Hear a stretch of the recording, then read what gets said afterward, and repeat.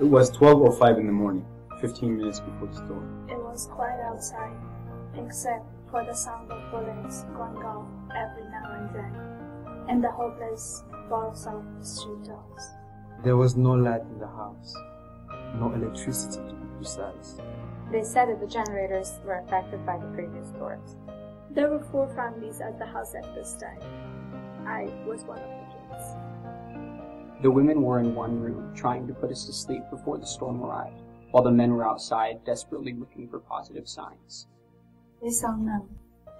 There were not enough beds for all 6 kids, so I was lying on a light blanket on the floor next to my mother.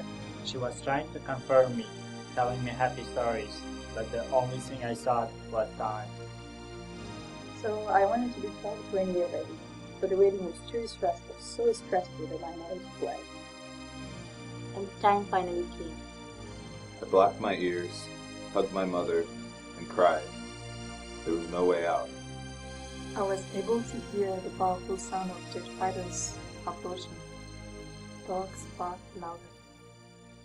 It was 2005. The situation hadn't gotten any better.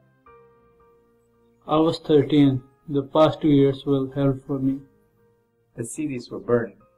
Everything seemed to be destroyed. The sight of burned cars on the roadside became the norm. Military checkpoints were only 100 meters away from each other. Every now and then we would spot an explosion on our way to school. Our school didn't look like schools anymore. We had no light in our ceilings, no glass in our windows, no cushions in our chairs. Our playground was covered with burned tires and cement bags. Our walls were decorated with bullet holes. It became a hobby to collect empty bullet shells. I found 11 of them in one of the classrooms. That is not how I wanted my childhood. It might have been around 6 in the morning. I don't quite remember exactly. It was a cold, mid-November day. My mom just finished her morning prayer and asked that we also pray. The bags were packed. My 1-year-old brother was sleeping on his little bed, as my 3-year-old sister was standing next to his bed, not knowing what was happening. She had her favorite pink pajamas on and held her little Cinderella backpack in her hand.